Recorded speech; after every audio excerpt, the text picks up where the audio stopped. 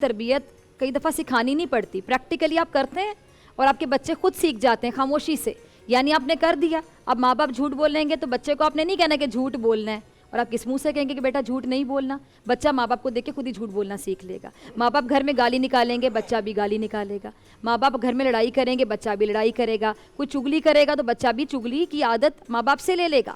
تو ہمیں گھر میں بڑوں کو ایک ایگزامپل سیٹ کرنی ہے، اور اسی کو تربیت کہا جاتا ہے. اکثر کوئی اچھی بات کرتا ہے، مفتی نوی صاحب آپ کی طرف آنا چاہوں گی، تو ہم کہتے ہیں کہ اس کے ماں باپ نے کیا تربیت کی ہے اس کی، یعنی ماں باپ کو ہی اس کا کریڈٹ جا رہا ہوتا ہے. لیکن اگر کوئی بری بات کرتا ہے یا کوئی برے اعمال کرتا ہے تو لوگ فوراً کہتے تھے کہ ماں باپ نے کچھ سکھایا نہیں، یعنی ماں باپ کو ہی مورد الزام ٹھہرایا جاتا ہے.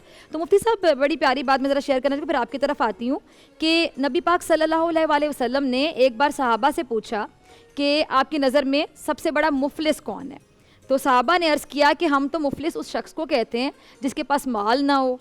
تو آپ صلی اللہ علیہ وآلہ وسلم نے فرمایا، اب ذرا غور سے سنیے گا، آپ صلی اللہ علیہ وآلہ وسلم نے فرمایا کہ میری امت کا سب سے بڑا مفلس وہ شخص ہے جو قیامت کے دن نماز، روزے اور زکوٰۃ لے کر حاضر ہوگا. نماز، روزے اور زکوٰۃ لے کر حاضر ہوگا، لیکن اس نے کسی کو گالی دی، کسی پر تہمت لگائی ہوگی، کسی کا مال کھایا ہوگا، کسی کا خون بہایا ہوگا، کسی کو مارا ہوگا، تو اس کی نیکیاں ان لوگوں کو دے دی جائیں گی، اور نیکیاں ختم کرنے کے بعد صاحب حق کے گناہ اس کے سر پہ ڈال دیے جائیں گے اور پھر اس کو جہنم میں پھینک دیا جائے گا.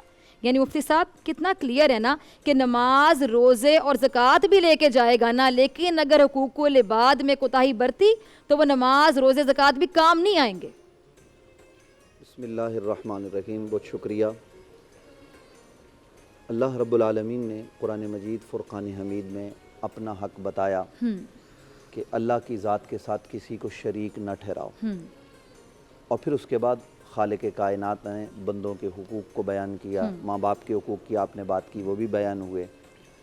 اسی طریقے سے نبی رحمت صلی اللہ علیہ وآلہ وبارک وسلم حضرت معاذ بن جبل رضی اللہ تعالیٰ عنہ، یہ وہ عظیم الشان صحابی ہیں جو صحابہ کرام علیہم الرضوان میں بڑے اعلیٰ درجے کے فقیہ تھے، اور اپنے اجتہاد سے فیصلے کیا کرتے، اور فیصلے ان کے قرآن اور سنت کے مطابق ہوتے.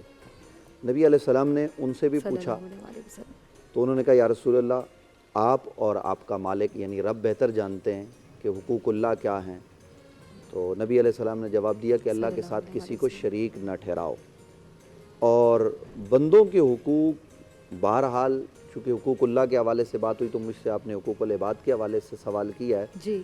تو بندوں کے جو حقوق ہیں بندوں پر، یہ تو ہمیں ہر حال میں ادا کرنے ہیں. ٹھیک ہے. اور اس میں کسی قسم کی کوتاہی ذرہ سوری برابر میں بھی بات کریں مفتی صاحب، اس پہ دونوں سوال آگے نا. اگر ہم یہ میں نے ابھی حدیث سنائی، اگر اب ہم دیکھیں نبی پاک صلی اللہ علیہ وسلم نے فرمایا کہ جو نماز، روزے، زکوٰۃ لے کر حاضر ہوگا لیکن حقوق العباد اس نے نہیں نبھائے ہوں گے، یعنی کسی پہ تہمت لگائی، کسی کو گالی دی، کسی کا حق کھایا، کسی کا خون بہایا، تو وہ نماز، روزہ اور زکوٰۃ بھی کام نہ آئے.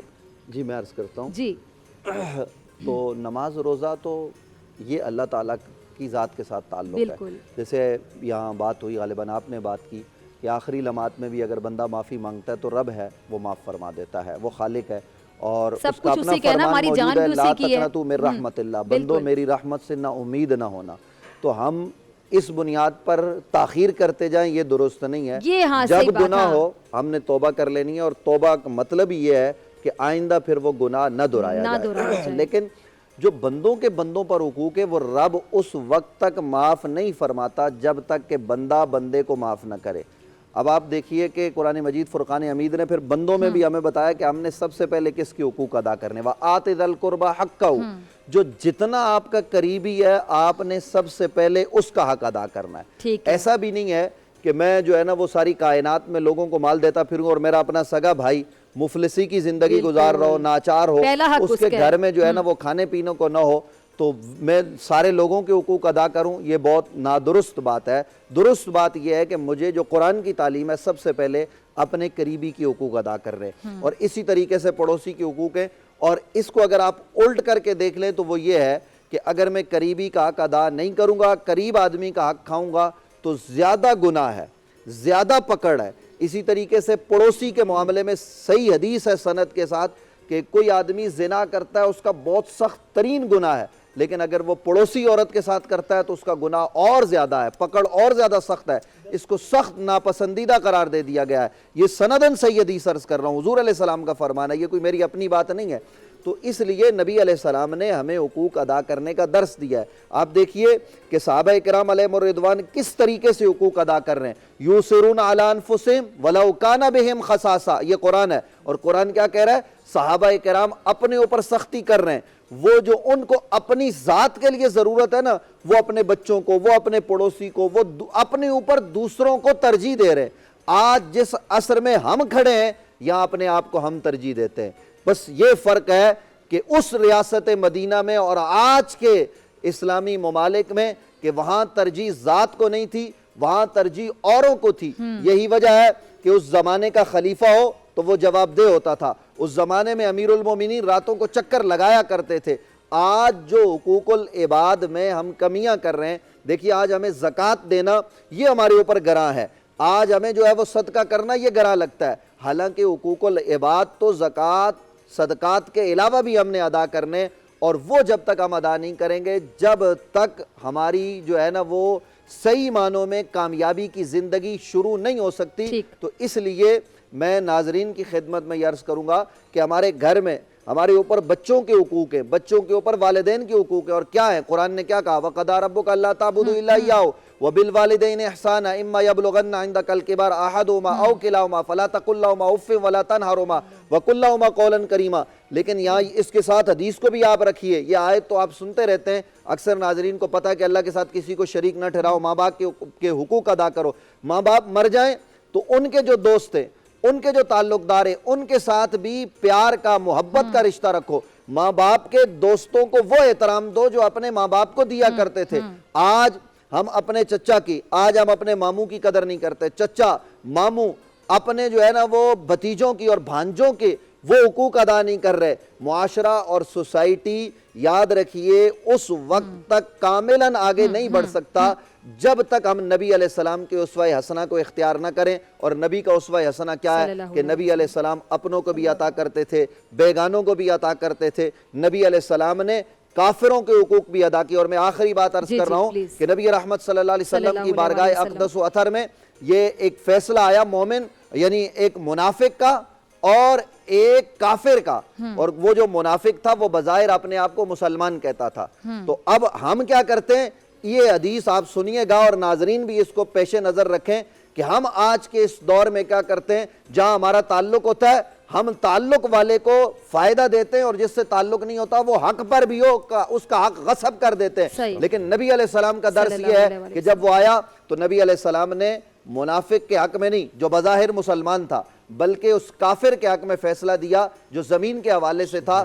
تو اس منافق نے انکار کر دیا اور کہا کہ فیصلہ اب عمر کریں گے۔ تو جناب حضرت فاروق اعظم کو یہ سمجھتا تھا کہ یہ بڑے زبردست قسم کے آدمی ہیں، مسلمانوں کے حقوق کی آواز بلند کرتے ہیں، تو ان کے پاس گئے۔